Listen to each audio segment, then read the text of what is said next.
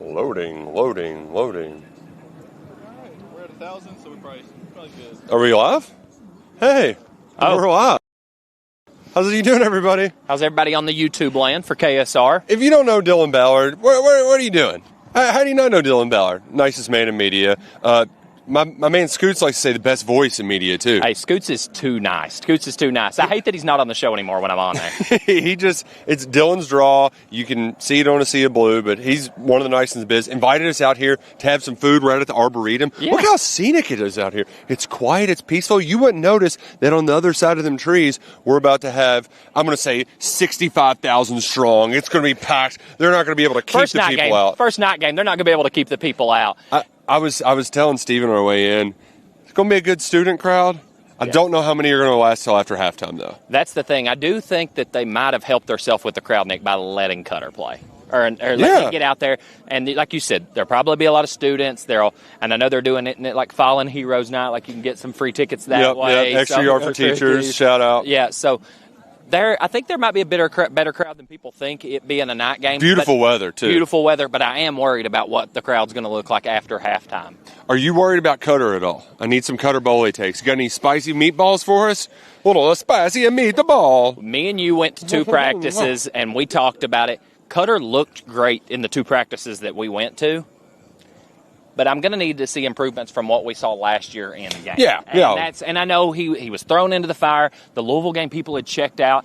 I'm just worried that people have built this up in their mind, like with any backup quarterback. If the backup quarterback comes in, it's going to fix all. I don't know if it's going to help our wide receivers get open. Yeah. I do hope that it helps Bush Hamden and the crew get some plays in.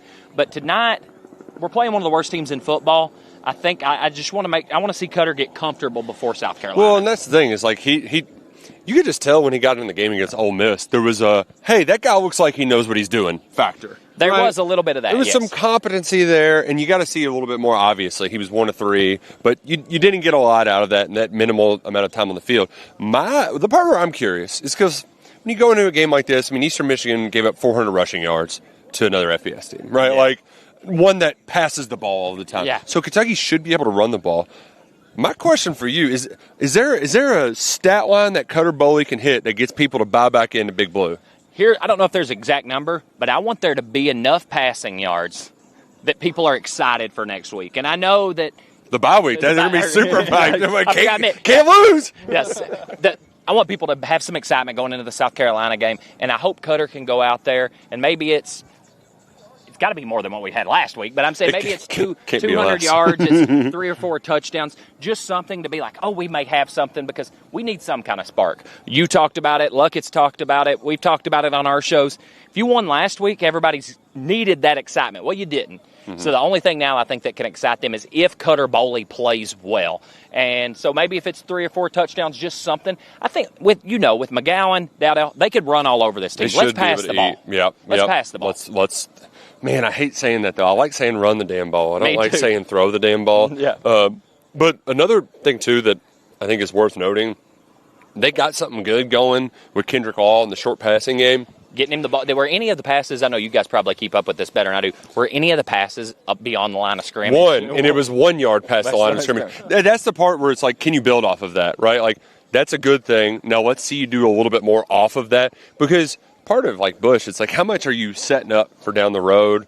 Because nothing seems very intentional, and part of that's because they can't do the basics right, so it's hard to set up other stuff. So I'm hoping that we can see a little bit more complexity in the, like, hey, here's some basics. Now let's turn the basics into something a little bit better. I don't know if we're going to get build off of. I don't know if we're going to get Chris Braswell catching passes over a dude's head 56 yards down the field. It's gross. We were talking about that. Well, I'm not to get off topic, but how in the world does Tennessee go find a quarterback on the side of the road somewhere, and they end up getting a dude that looks like he may be a Heisman candidate? Oh, and fading Nico right now is the best. I mean, it's better than investing in the stock market. I mean, because they are terrible. The play of the night last night was New Mexico. There were no way they were coming. The worst part was that, like, I'm like, man, just take the money line. They ended up losing by 25 points, and they got inside the 5 twice and got 0 points out of it.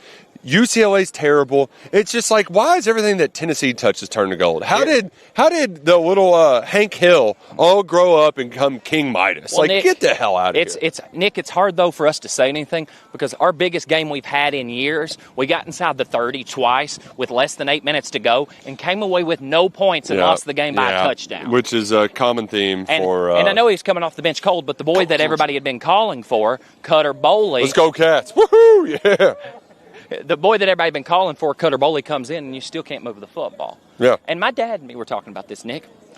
How in the world is 15 carries, averaging 6.9 yards a carry, even a stat line? Because if I had a running back that was averaging 6.9 yards a carry, his average is either going to go down with me giving him 25 or 30, or he's going to keep averaging it. I don't see how you can average 7 yards a carry on 15 carries. Why is McGowan not getting the ball inside the 30? Well, and that's Bush. He's wanting to be balanced. Balanced Bush. Double B's. Yeah. Big B's, got to be balanced. He's got to take a shot when he gets inside the 40. Yeah. He can't resist. He can't resist going for Cutter coming off the bench cold. Instead of us running the ball down the field, resist throwing one of the end zone.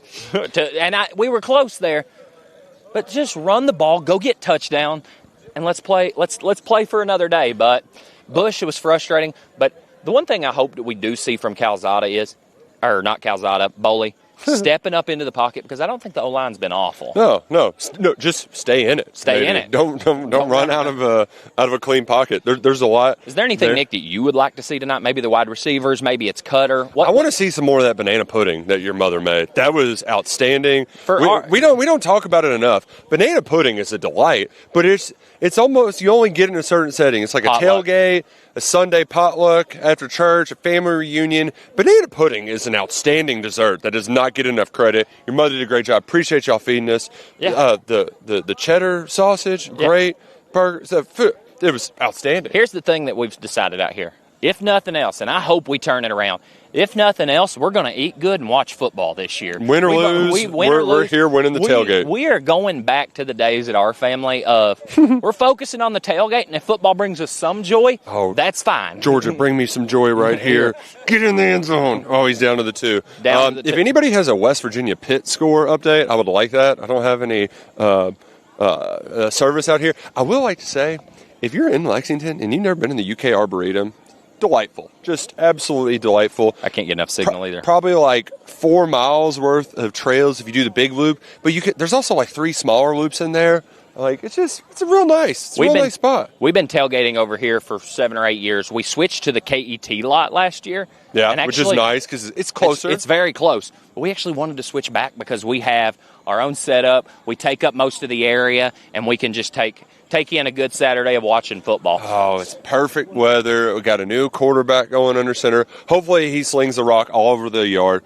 Dylan, thanks for having us out here. Thanks for having us on. Talking a little on the YouTubes. And, folks, we'll be back after the game with a little rapid reaction. Hopefully we're talking about a lot of Cutter Boley touchdowns at Kroger Field. There we go.